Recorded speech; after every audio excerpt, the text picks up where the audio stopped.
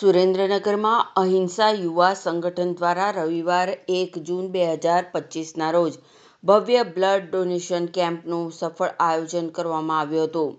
આ કેમ્પની વિશિષ્ટતા એ હતી કે તે ઓપરેશન સિંદૂરના સમર્થનમાં સમર્પિત હતો. રક્તદાન જેવી માનવતાની ઉત્તમ સેવા અને દેશભક્તિના ઉત્કૃષ્ટ ભાવનો સુમેળ અહીં જોવા મળ્યો. આ વિશાળ કેમ્પનું આયોજન પ્રથમ વખત વિવિધ સામાજિક તથા ધાર્મિક સંસ્થાઓના સહયોગથી કરવામાં આવ્યું હતું. આ સમૂહ સહયોગના પરિણામે સમગ્ર શહેરમાં છેલ્લા 8 દિવસોથી જાણે એક તહેવારની જેમ આનંદ અને ઉત્સાહ છવાયેલો જોવા મળ્યો.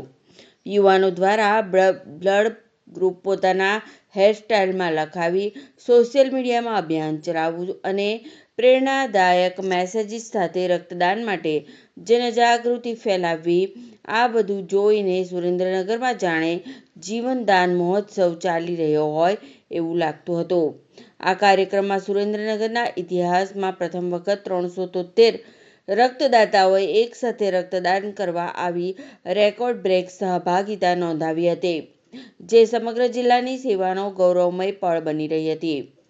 આ કેમ્પના મુખ્ય લાભાર્થીઓ તરીકે માતૃશ્રી મુક્તાબેન જયંતિલાલ મહેતા તથા શ્રીમતી હિનાબેન ગિરીશભાઈ ગાંધી રહેલા હતા.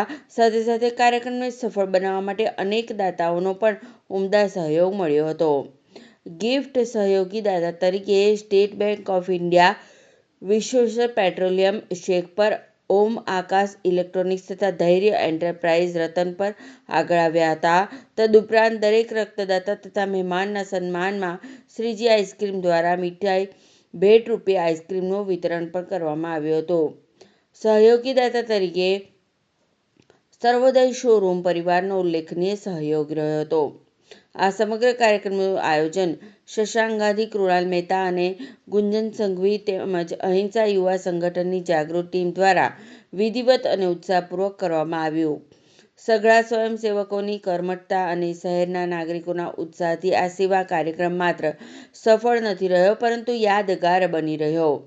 અંતે અહિંસા યુવા સંગઠન સમગ્ર શહેર, દાતાઓ, સહયોગી સંસ્થાઓ અને ખાસ કરીને દરેક રક્તદાતાઓ માટે હૃદયપૂર્વક આભાર વ્યક્ત કરે છે અને આવનારા દિવસોમાં વધુ સેવા કાર્યક્રમો સાથે સમાજ હિતમાં સક્રિય રહેવાની પ્રતિબદ્ધતા દર્શાવે છે.